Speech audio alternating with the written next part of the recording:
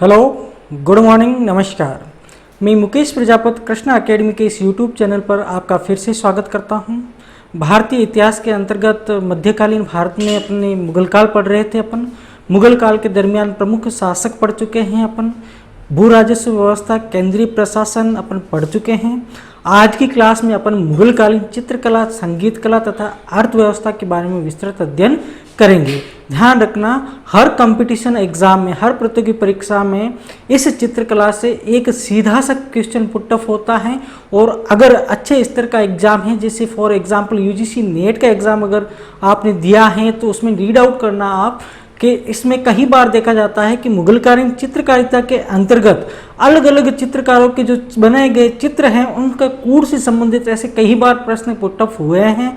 और उम्मीद है कि आने वाली प्रतियोगी परीक्षाओं में भी इनसे कहीं क्वेश्चन पुटअप होने की आशा है। अब देखते हैं मुगलकालीन चित्रकला में कैसे क्या विकास हुआ है। मुगलकालीन चित्रकला, मुगलकालीन चित्रकला, सबसे पहला मुगलकालीन शासक आता है बाबर। मुगल संस्थापक बाबर। बाबर अपनी आत्मकथा, बाबर की जो आत्मकथा थी उसका नाम था तुजुक ए बाबरी। क्या नाम था? तुजुक ए बाबरी। इसे बाबरनामा भी कहा जाता है। क्या कहा जाता है?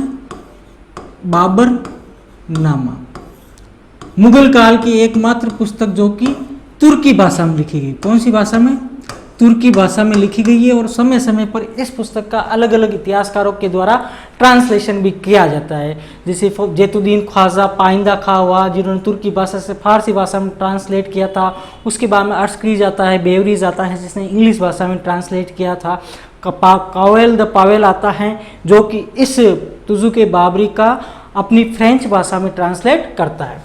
बाबर अपनी आत्मकथा तुजुक ए बाबरी में बीहजाद, कौन सा जाद?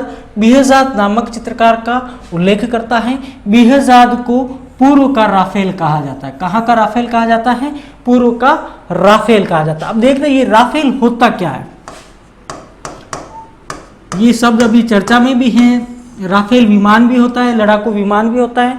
ये पूर्व का राफेल का संबंध इससे क्या है बीहजाद से, वो समझना आप। जो ये राफेल था, यह राफेल अपन जब विश्व का इतिहास पढ़ते हैं, विश्व के इतिहास के दरमियान यह पढ़ा जाता है कि इटली में जब पुनर्जागरण चल रहा था, इटली में जब पुनर्जागरण चल रहा था, पुनर्जागरण का जो टाइम पीरियड होता है वो 1350 से लेकर 1550 के मध्य होता है। इस दरमियान वहाँ की जो चित्रकारिता है, उस चित्रकारिता के अंदर जो अग्रणी चित्रकार थे उनमें एक नाम आता है राफेल का, एक नाम आता है माइकल एंजेलो का,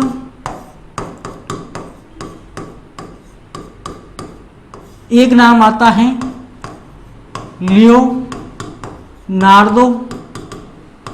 द विंसी का। ठीक इसी तरह से ये भी एक राफेल है जो इटली का एक अग्रणी चित्रकार हुआ था। इस बाबर के समय जो एकमात्र चित्रकार था बीहजाद, इस बीहजाद को पूर्व का राफेल भी कहा जाता है। बाबर के समय एकमात्र एक चित्रकार है जिसका नाम है बीहजाद। इस बीहजाद को कहा जाता है पूर्व का राफेल। राफेल था वो इटली का एक अग्रणी चित्रकार था जो पुनर्जागरण के समय इटली में हुआ था। उसके बाद में अगला मुगल शासक आता है, वो आता है हुमायूं। हुमायूं के समय के आपको दो चित्रकार ध्यान रखने हैं, एक मीर सैयद अली और एक अब्बू सम्मत। ये दो चित्रकार आपको हुमायूं के समय के ध्यान रखने हैं। अब देखना, मीर सैयद अली तथा अब्बू सम्मत। अब देखना, हुमायूं ईरान से जब अपन ने हुमायूं पढ़ा था तो हुमायूं के जब दरमियान अपने पढ़ा था कि चौसा बिलग्राम के युद्ध के दरमियान जब वो परास्त हो जाता है शेरशाह से, तब भारत को छोड़ के वह अफगान की तरफ भागता है, ईरान इराक की तरफ भागता है। और उसी दरमियान वहाँ पर एक चित्रकार से इसकी भेंट हो जाती है जिसमें प्रमुख था मीर सैयद अली तथा अब्बू सम्मत था। हुमायूं ईरान से लाया था इनको, जो कि प्रसिद्ध ईरानी चित्रकार थे, इसलिए मुगल चित्रकारिता में ईरानी प्रभाव दिखता है। क्योंकि इनको ईरान से लेके आया था, इसीलिए मुगल जो चित्रकारिता है उसमें इनका प्रभाव, ईरानों का प्रभाव भी दिखता है। आफ्टर देन मीर सैयद अली, इनको उपाधि दी गई थी नादिर उल अस्न की। किसकी उपाधि दी गई थी? नादिर उल अस्न की उपाधि हुमायूं के द्वारा मीर सैयद अली को दी गई थी। आफ्टर देन अब्बू सम्मत, इसको उपाधि दी गई थी सीरी कलम। School lecture exam 2015 separate question यहाँ से पुटअप हुआ था, ध्यान रखना। मीर सैयद अली को तो नादिर उल अस्न की उपाधि है तथा अब्बू सम्मद को सीरी कलम की उपाधि दी गई हुमायूं के द्वारा। आफ्टर देन इस अब्बू सम्मद को बाद में धीरे धीरे प्रमोट करके जब हुमायूं के बाद में अगला मुगल शासक अकबर आता है तो अकबर इसको टकसाल का अधिकारी भी बना देता है। टकसाल जहाँ रुपए पैसे छपते थे उसका अधिकारी भी बना देता है। बाबर के समय का एक चित्रकार बेहजाद, इसको पूर्व का राफेल भी कहा जाता। आफ्टर देन हुमायूं के समय के दो चित्रकार, पहला मीर सैयद अली और दूसरा अब्बू सम्मद। मीर सैयद अली की उपाधि ध्यान रखना नादिर उल अस्न तथा अब्बू सम्मद की उपाधि सीरी कलम, और यही अब्बू सम्मद आगे जाकर प्रमोट होकर अकबर के समय टकसाल का अधिकारी भी बनता है। और इन दोनों को ये हुमायूं होता है वह अफगानिस्तान से ईरान इराक से लेके आता है। इसी दरमियान जब अपन पढ़ते हैं इसका जो संघर्ष, उसमें बताया जाता है कि वहाँ इनकी भेंट होती है, लेके आता है। इसी कारण से जो मुगलकालीन चित्रकारिता है इसमें ईरानी प्रभाव भी दिखता है। अब देखना, हुमायूं ने हज़्मनामा का चित्रण शुरू करवाया था जो कि अकबर के समय पूरा हुआ था। हज़्मनामा एक चित्र है, उसकी स्टार्टिंग होती है हुमायूं के समय, वह आगे जाकर अकबर के समय पूरा होता है। अपने दास्तान अमीर हज़्मा, यह अब्बू सम्मद के द्वारा चित्र बनाया गया है। दास्तान ए अमीर हज़्मा, यहां लिख देता हूं मैं, दास्तान ए अमीर हज़्मा, यह अब्बू सम्मद का प्रसिद्ध चित्र है। दास्तान ए अमीर हज़्मा, ये अब्बू सम्मद का, जो दो चित्रकार हैं हुमायूं के, उसमें अब्बू सम्मद जिसको सीरी कलम की उपाधि दी जाती है उसका प्रसिद्ध चित्र है। बाबर के समय का एक चित्रकार, हुमायूं के समय के दो चित्रकार। इनके बाद में अगला जो मुगल शासक आता है वह आता है अकबर। कौन आता है? अकबर। अकबर आता है। बाबर 1, हुमायूं 2, अकबर 15। ठीक है। आईने ए अकबरी, इस पुस्तक के लेखक हैं अबुल फजल। कौन है? अबुल फजल। आईने अकबरी के अनुसार अकबर के दरबार में कुल 15 चित्रकार थे। कितने चित्रकार थे? 15। बाबर के समय कितने थे? 1। हुमायूं के समय कितने थे? 2। अकबर के समय कितने? 15। ये क्रम भी ध्यान रखना प्रमुख चित्रकारों का। अकबर के समय भित्ति चित्रकारी की शुरुआत हो जाती है। चित्रकला पर यूरोपियन प्रभाव भी आने लग जाता है। अकबर ने रज़्मनामा का चित्रण करवाया था। रज़्मनामा में आमेर के चित्रकारों का भी योगदान था। रज़्मनामा मुगल चित्रकला के मील का पत्थर साबित होता है। एक बार सेपरेट क्वेश्चन एक प्रतियोगी परीक्षा में पुटअप किया गया था कि निम्नलिखित चित्रों में से मील का पत्थर कौन सा चित्र साबित हुआ है, तो ध्यान रखना रज़्मनामा को मील का चित्र भी कहा जाता है, इसको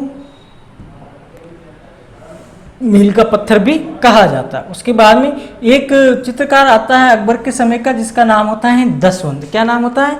दसवंत। अकबर ने इसे अपने साम्राज्य का अग्रणी चित्रकार, अग्रणी चित्रकार का मतलब यह होता है कि अगर किसी चित्रकार अलग अलग होते हैं, अगर एक चित्रकार को बुलाया जाता है जैसे अग्रणी, मतलब कि चित्रकारिता का नाम आती है सबसे पहले दसवंत का नाम आएगा, यह होता है अग्रणी चित्रकार। दसवंत था वह अकबर के समय का अग्रणी चित्रकार था।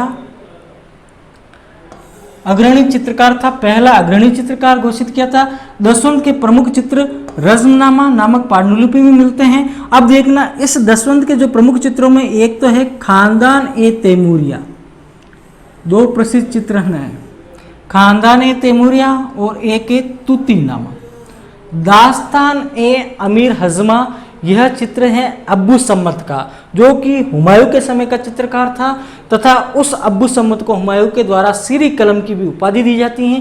ठीक इसी तरह अकबर के समय का जो अग्रणी चित्रकार था वह चित्रकार था दसवंत। इस दसवंत के प्रमुख चित्र हैं एक रज़्मनामा, खानदान तैमूरिया और तूतीनामा। तूतीनामा को आप थोड़ा समझना होता क्या है। तूतीनामा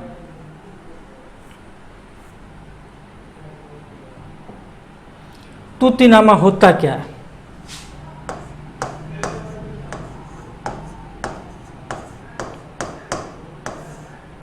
तूतीनामा समझना है इसको। दूतीनामा एक संस्कृत भाषा में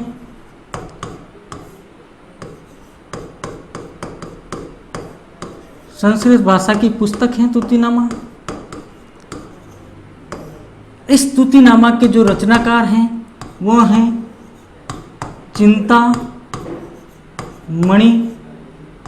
चिंतामणि भट्ट। इस दूतीनामा के रचनाकार हैं वो चिंतामणि भट्ट है। ये मूलतः संस्कृत भाषा में है। अब इस दूतीनामा का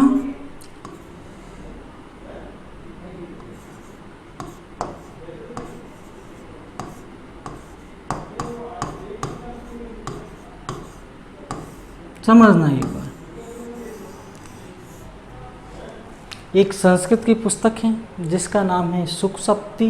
इस सुखसप्ती पुस्तक के लेखक हैं चिंतामणि भट्ट। यह संस्कृत भाषा की पुस्तक है। अब इस संस्कृत भाषा की पुस्तक का ट्रांसलेशन होता है दूतीनामा नाम से। संस्कृत की पुस्तक है सुखसप्ती, इसका ट्रांसलेशन होता है दूतीनामा नाम से, और ये ट्रांसलेशन करता है जिया नकस्वी। ये ट्रांसलेट कौन करता है? जिया नकस्वी। ये एक अनुवादक था। अकबर के समय इसका ट्रांसलेशन भी कहा जाता है, होता है। अब देखना, इस सुक्त सप्तमी की जो विषय वस्तु है वो क्या है?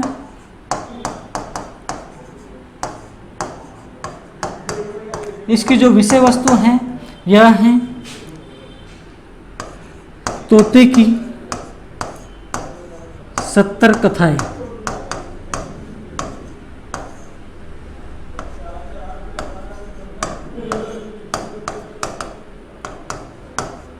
तोते की 70 कथाएं। एक्सप्लेन कर रहा हूँ वापस। एक संस्कृत की पुस्तक है जिसका नाम है सुखसप्ती। इस सुखसप्ती की पुस्तक के लेखक हैं चिंतामणि भट्ट। यह संस्कृत की पुस्तक है। इस पुस्तक की जो विषय वस्तु हैं वह है तोते की 70 कथाएं। इसमें कहा जाता है कि एक स्त्री होती है, स्त्री का पति होता है, वो कहीं परदेश जाता है। उस पति की कमी दूर करने के लिए एक तोता उसके पास में छोड़ के चला जाता है पति। आफ्टर देन उस तोते के द्वारा कुछ कहानियाँ सुनाई जाती हैं, 70 कहानियाँ सुनाई जाती हैं, जिसे कहा जाता है सुक्त सप्ती। आफ्टर देन इस पुस्तक का जो ट्रांसलेशन होता है फारसी भाषा में, कौन सी भाषा में? फारसी भाषा में जो ट्रांसलेशन होता है उसे कहा जाता है दूतीनामा, और यह ट्रांसलेशन करता है जिया नकस्वी। जिया नकस्वी के द्वारा यह ट्रांसलेशन किया जाता है। वापस एक्सप्लेन कर रहा हूं एक बार। दूतीनामा संस्कृत भाषा की पुस्तक है। चिंतामणि भट्ट के द्वारा इस सुखसप्ती को लिखा जाता है। आपको दें सुखसप्ती का शाब्दिक अर्थ होता है तोते की 70 कथाएं। विरहणी को तोते के द्वारा जो 70 कथाएं सुनाई जाती है उसका एक्सप्लेनेशन इस पुस्तक में होता है। आपको दें इस सुखसप्ती का फारसी भाषा में ट्रांसलेशन होता है और दूतीनामा कहा जाता है। यह जिया नकस्वी के द्वारा बने जाते हैं। अब इस दूतीनामा चित्र की जो विषय वस्तु क्या है? एक पास में औरत बैठी है तथा एक पिंजरा है। पिंजरे के अंदर एक तोता है। उस औरत को उस तोते के द्वारा जो कहानी सुनाई जाती हैं उस चित्र को कहा जाता है दूतीनामा। दूतीनामा की शुरुआत यहाँ से सुखसप्ती से होती है। सुखसप्ती के रचनाकार चिंतामणि भट्ट है।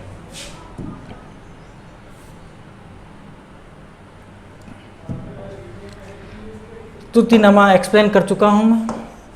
आप दें सुखसप्ती का जिया नकस्वी, ये नाम ध्यान रखना, कहीं प्रतियोगी परीक्षाओं में पूछा गया है। सुखसप्ती, इसके लेखक हैं वो हैं चिंतामणि भट्ट। कौन है?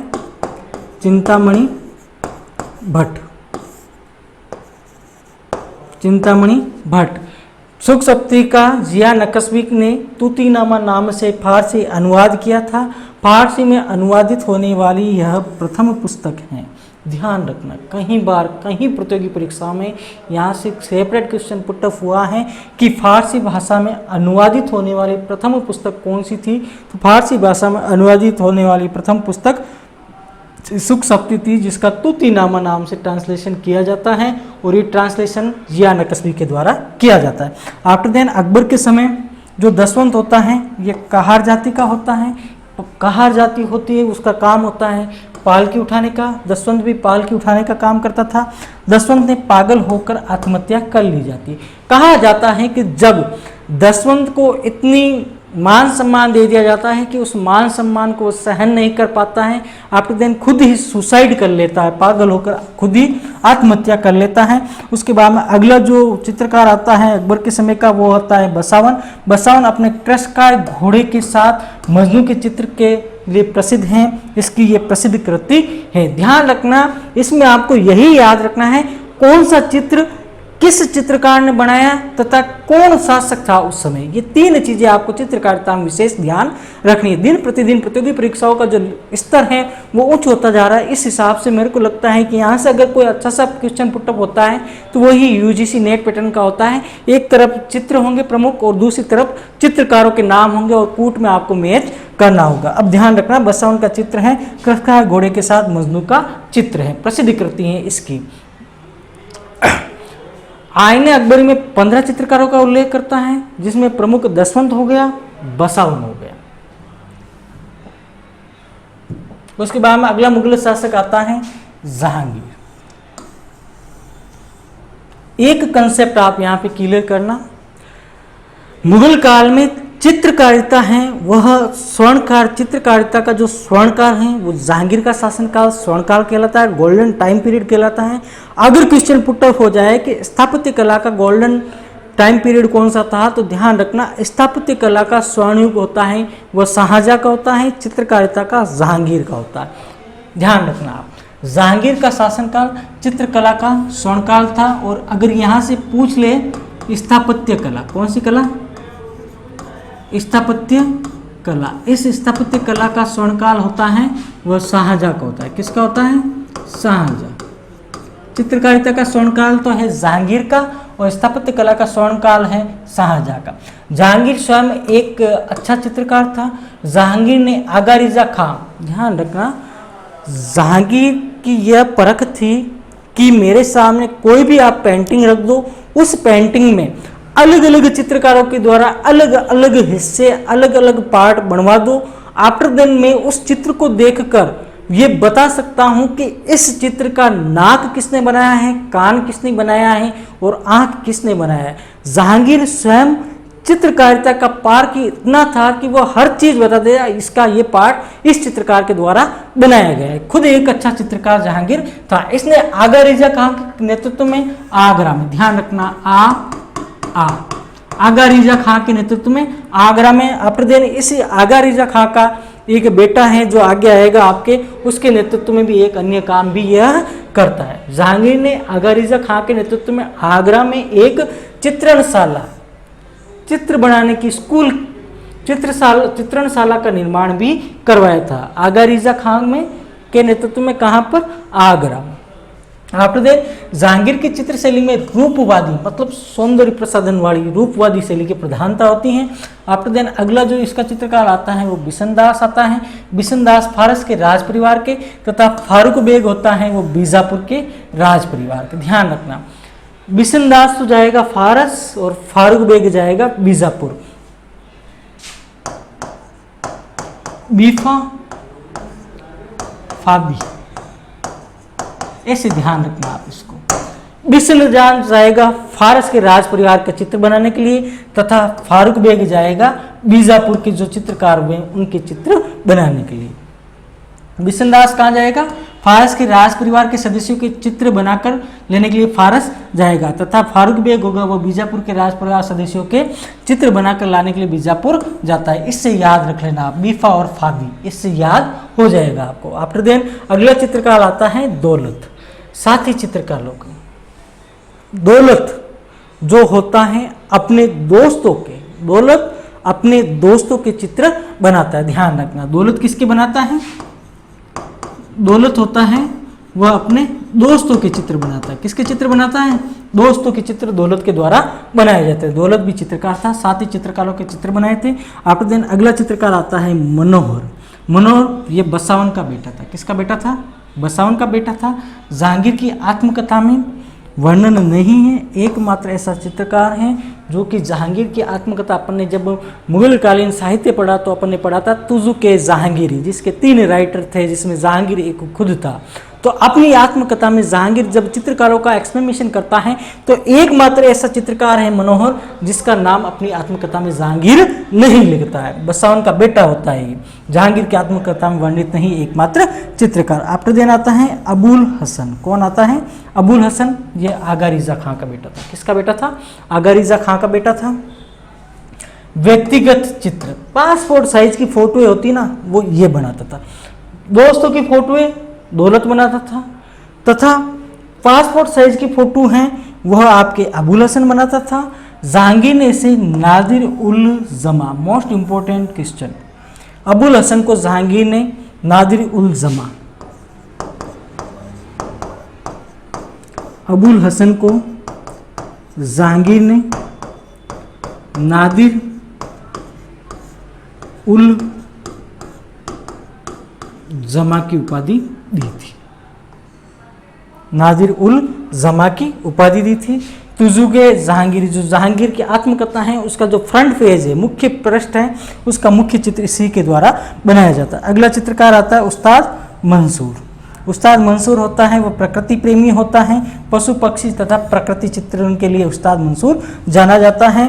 और इस उस्ताद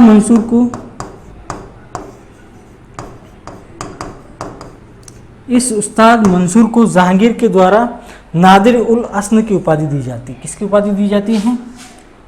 नादिर उल अस्न की उपाधि जहांगीर के द्वारा दी जाती है। ये ध्यान रखना आप थोड़ा सा।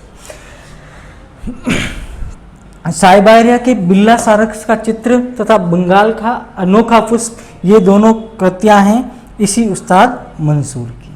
उस्ताद मंसूर की साइबेरिया का जो सारस होता है उसकी चित्रकारिता इसी की है, तथा एक बंगाल का जो पुष्प है उसी की भी चित्रकारिता इसी उस्ताद मंसूर की है। वापस रिपीट कर रहा हूं एक बार।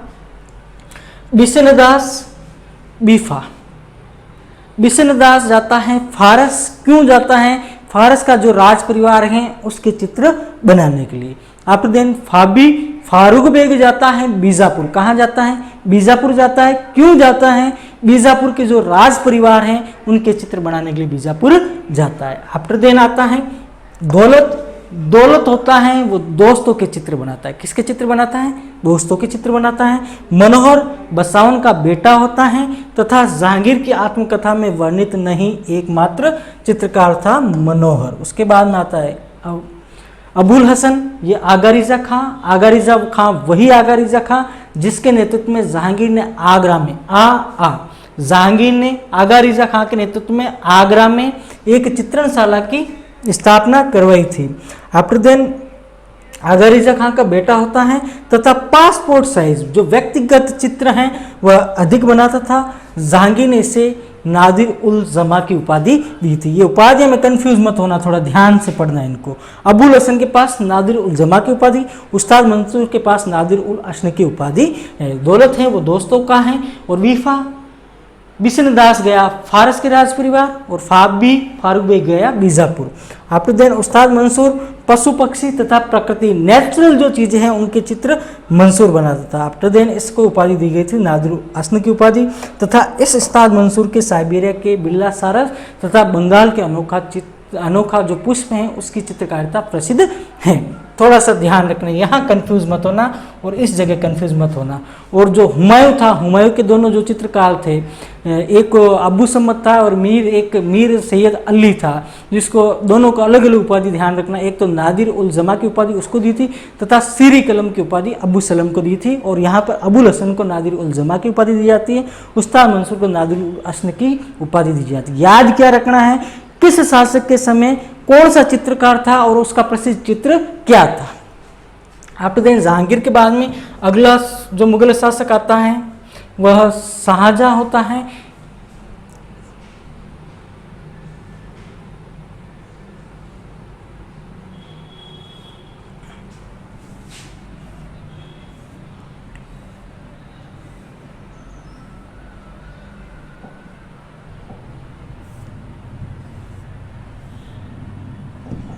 एक बात नोट डाउन करना है, शाहजहां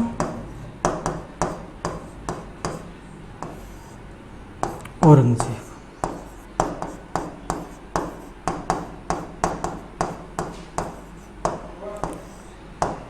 जो शाहजहां होता है, इस शाहजहां में स है, तो शाहजहां की जो रुचि थी वह स्थापत्य कला में थी। कौन सी कला में? स्थापत्य कला में थी। तथा जो औरंगजेब हैं, इसकी रुचि न तो स्थापत्य में थी न चित्रकला में थी। औरंगजेब के शासनकाल के दरमियान कहा जाता है कि मुगलकालीन जो चित्रकारिता है वह खत्म हो जाती है। उसके बाद में दो नवीन शैलियाँ वर्चस्व में आती हैं, अमल में आती हैं, जिसमें एक कांगड़ा शैली होती है और एक राजपूत शैली होती है, जो कि औरंगजेब के शासनकाल के पश्चात आती है। शाहजहां स्थापत्य कला में अधिक रुचि होने के कारण चित्रकारिता को बायकॉट कर देता है, तथा औरंगजेब कहा जाता है कि चित्रकारिता में इनका इंटरेस्ट नहीं लेता। अब जो मुगलकालीन चित्रकारिता थी, इसकी प्रमुख विशेषताएं क्या क्या थी? पांडुलिपि चित्रण समाप्त हो गया था, खत्म हो गया था पांडुलिपि चित्रण। छवि चित्रण का प्रारंभ हो जाता है, प्राकृतिक चित्रण अधिक होने लगा। प्रीवियस स्लाइड में मैंने बताया था, प्रकृति चित्रण करने वाले प्रमुख चित्रकार ईरानी जो प्रभाव था वो खत्म हो जाता है। हुमायूं पड़ा, हुमायूं के समय जो ईरान से दो चित्रकार लेके आया था हुमायूं, उन ईरानी प्रभाव होता है वो खत्म हो जाता है, हुमायूं के समय ही होता है, हुमायूं बाद में खत्म हो जाता है। चित्रकारिता में भारतीय प्रभाव दिखने को लग जाता है। एक नाम ध्यान रखना, मिस्किन नामक चित्रकार के चित्रों में यूरोपियन प्रभाव भी दिखता है। हुमायूं के समय के जो चित्रकार हैं उसमें ईरानी प्रभाव क्यों दिखता है? क्योंकि हुमायूं उनको ईरान से लेके आया था। आफ्टर देन धीरे धीरे ईरानी प्रभाव समाप्त हो जाता है, चित्रकारिता में भारतीय प्रभाव दिखने लग जाता है। लेकिन एक चित्रकार है मिस्किन, जिसके यूरोपीय प्रभाव के अंतर्गत वही दो तीन नाम आते हैं, माइकल एंजेलो हुआ, लियोनार्डो दा विंसी हुआ, राफेल हुआ। इनकी चित्रकारिता का प्रभाव इस मिस्किन वाले में नजर आता है।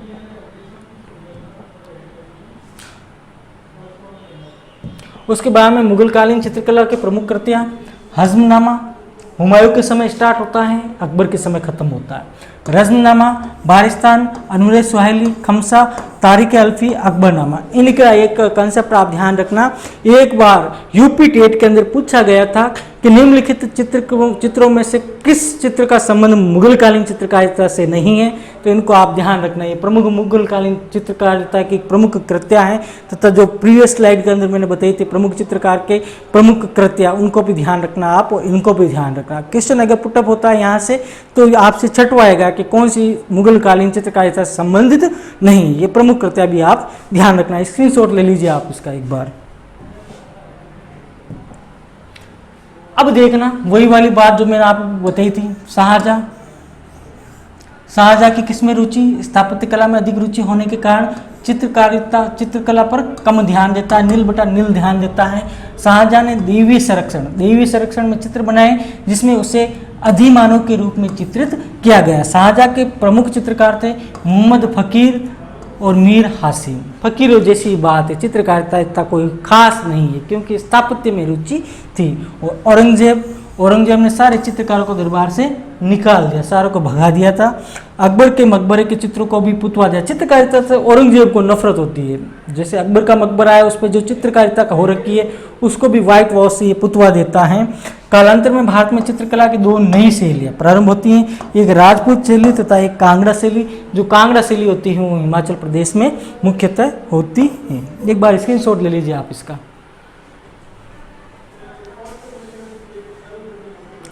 उसके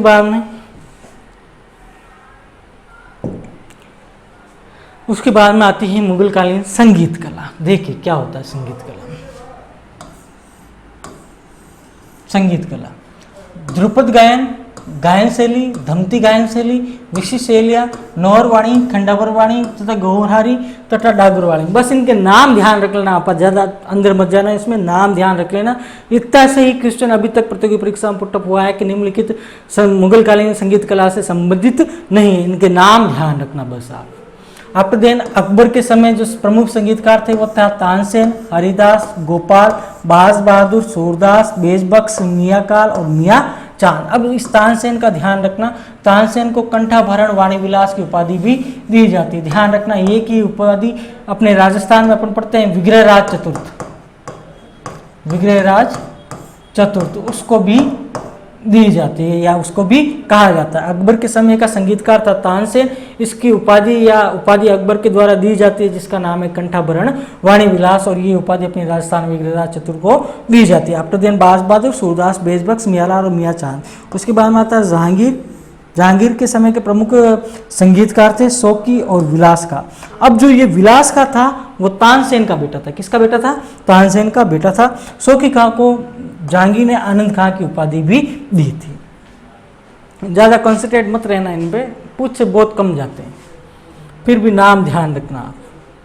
शाहजहाँ के समय के प्रमुख संगीतकार थे लाल खां, विश्राम खां और खुशहाल खां। लाल खां की खास बात, इसे गुण समुंदर की उपाधि दी जाती है। किसकी उपाधि दी जाती है? गुण समुंदर की उपाधि दी जाती है। ये विलास खां का दामाद था। विलास खां किसका बेटा था? तानसेन का बेटा था विलास खां, तथा विलास खां का दामाद था लाल खां। आफ्टर देन खुशहाल खां, विश्राम खां और लाल खां, ये शाहजहाँ के समय के प्रमुख चित्रकार थे। उसके बाद में आते हैं औरंगजेब। औरंगजेब ने संगीत पर प्रतिबंध लगा दिया तथा सर्वाधिक संगीत के जो ग्रंथ हैं वो औरंगजेब के शासनकाल में ही लिखे जाते हैं। कहा जाता है औरंगजेब संगीत का जनाजा भी निकालता है और उस संगीत को दफना भी देता है। ध्यान रखना, औरंगजेब संगीत कला तथा चित्रकला में कुछ भी खास नहीं करता है। उल्टे जो अकबर के मकबरे पर चित्र थे उन चित्रों को औरंगजेब पुतवा भी देता है और संगीत को बैन भी कर देता है। जब बैन कर दिया जाता है तो सर्वाधिक बैन होने के पश्चात, जैसे कि भारतीयों में शुरू से ही ऐसा रहा, जो चीज़ बैन होती है उसको भारतीय जनता ज़बरदस्त करती है, ज़बरदस्त तरीके से करती है। जिसकी मनाही होती है वो काम अवश्य रूप से होता है। ठीक ऐसा ही भारतीय इतिहास में देखने को मिलता है। औरंगजेब अपने शासनकाल में संगीत को बैन करता है, लेकिन सर्वाधिक संगीत के ग्रंथ है वो औरंगजेब के शासनकाल में ही लिखे जाते हैं। संगीत का जनाजा भी निकाल के दफना देता है, फिर भी संगीत मरता नहीं हो। आज दिन तक संगीत चलता आ रहे हैं। वो चित्रकारिता में पुतवा देता है, फिर भी आज भी प्रेजेंट टाइम में भी चित्रकारिता है। उसके बाद में आती है मुगलकालीन इकोनॉमिक्स, अर्थव्यवस्था। सेपरेट क्वेश्चन है, तंबाकू मक्का की खेती मुगल काल से ही प्रारंभ हुई। जब अपन आधुनिक भारत का इतिहास पढ़ते हैं, आधुनिक भारत के इतिहास के अंतर्गत अपन पढ़ते हैं 1498 में पुर्तगाली भारत में सबसे पहले आए थे। जो तंबाकू का पौधा है यह पुर्तगालियों के द्वारा ही भारत में लाया गया। इस तंबाकू की खेती, किसकी खेती? तंबाकू की खेती तथा मक्के की खेती किस काल में प्रारंभ हुई? मुगल काल में। आप दिन शाहजहां ने नहर का निर्माण करवाया था। अपन जब सल्तनत कालीन भारत का इतिहास पढ़ते हैं तब तुगलक डायनेस्टी पढ़ते हैं। तुगलक डायनेस्टी में आता है गयासुद्दीन तुगलक, जिसने भारत में सबसे पहले नहर का निर्माण करवाया था। लेकिन सर्वाधिक नहरों का निर्माण सल्तनत काल में फिरोज शाह तुगलक के द्वारा करवाया जाता है। मुगलकालीन शासकों के अंतर्गत केवल मात्र शाहजहां के द्वारा ही नहर का निर्माण करवाया जाता है। इस नहर को कई पुस्तकों में आपको सडूप नाम भी मिलेगा, सडूप भी कहा जाता है इसको। और अपन मुगलकालीन अपन केंद्रीय प्रशासन पढ़ा था, तब वहां पर अपने एक पोस्ट पढ़ी थी मीर ए बहर। कौन सी पोस्ट पढ़ी थी? मीर ए बहर। ये मीर ए बहर होता है वह नहर विभाग का या समुद्रिक विभागों का प्रमुख होता है। आफ्टर देन किसान थे वो 3 प्रकार के थे। कितने प्रकार के थे? 3 प्रकार के। खुद काश्त, जिनके पास खुद की जमीन है, वे किसान जिनके पास स्वयं की जमीन है। खुद काश्त मतलब कि खुद की जमीन वाला किसान खुद काश्त। पाई काश्त, जिसके पास खुद की नहीं किसी और की जमीन बोते थे, मतलब कि खुद की नहीं किसी और की बोते थे। और मुजारिन थे, जिनके पास थोड़ी खुद की होती थी और थोड़ी किसी और की। किसान 3 प्रकार के। खुद काश्त के पास तो खुद की जमीन है। पाई काश्त, जमीन बिल्कुल नहीं है, दूसरों की जमीन बोता था। आफ्टर दिन तीसरा आता है मुजारियन, थोड़ी तो खुद की है और थोड़ी किसी और की बो देते थे। 3 प्रकार के किसान होते थे। कितने प्रकार के होते थे? 3 प्रकार के। खुद काश्त, पाई काश्त और मुजारियन। उसके बाद में उद्योग, इंडस्ट्री डेवलपमेंट क्या था मुगल काल में? वस्त्र उद्योग विकसित अवस्था में था। कैलिको, ये सेपरेट क्वेश्चन यूजीसी नेट के हैं, यूजीसी नेट में कई बार पूछे जाते हैं। कैलिको होता है वो कॉटन क्लॉथ होता है। या सूती वस्त्र होता है उसको कैलिको कहा जाता है, तथा ये रेशमी, मतलब कि जो सूती का कपड़ा है उसको तो कैलिको कहा जाता था और जो रेशम का कपड़ा है उसको पटोला कहा जाता था। जहांगीर ने अमृतसर में ऊनी वस्त्र उद्योग की स्थापना की थी। मुल्तान में फूलदार कालीनों के लिए तथा कश्मीर में ऊनी कालीन प्रसिद्ध थी। एक बार स्क्रीनशॉट ले लो आप इनका।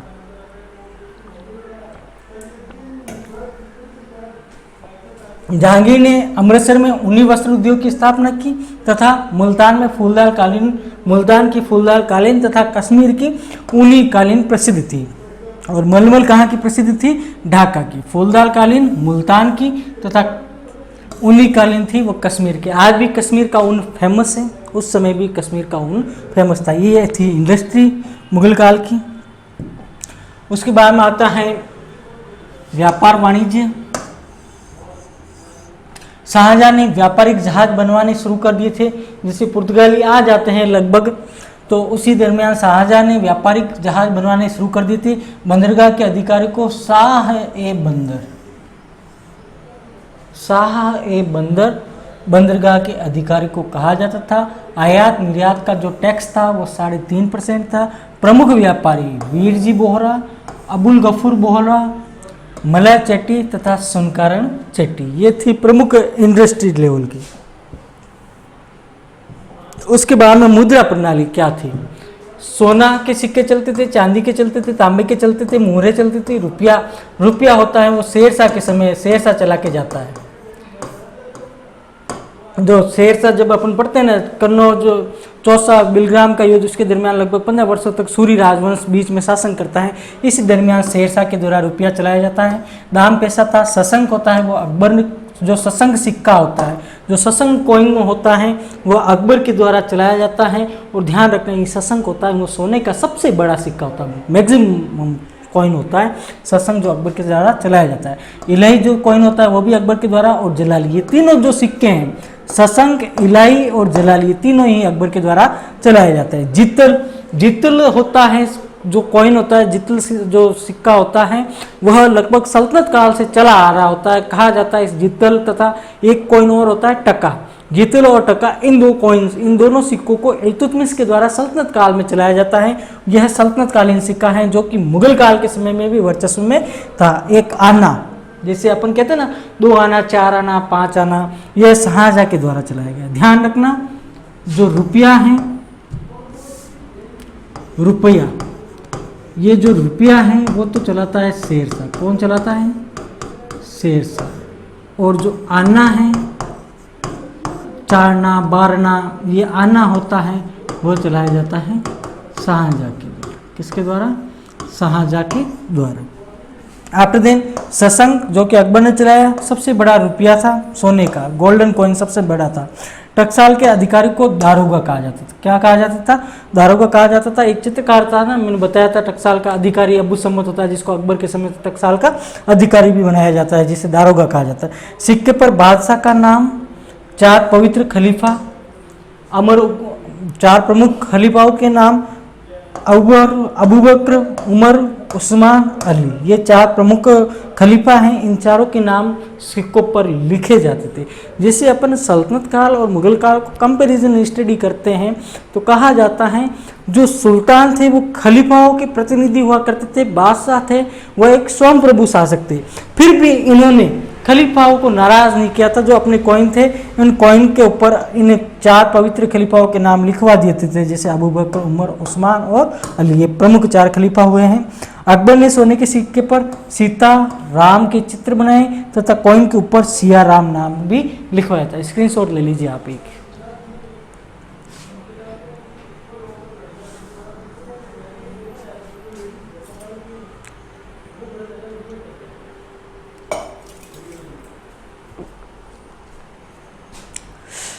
आज की क्लास में अपन ने मुगल कालीन चित्रकला, संगीत कला तथा अर्थव्यवस्था में उद्योग धंधे, मुद्रा प्रणाली, इनके बारे में विस्तृत अध्ययन किया।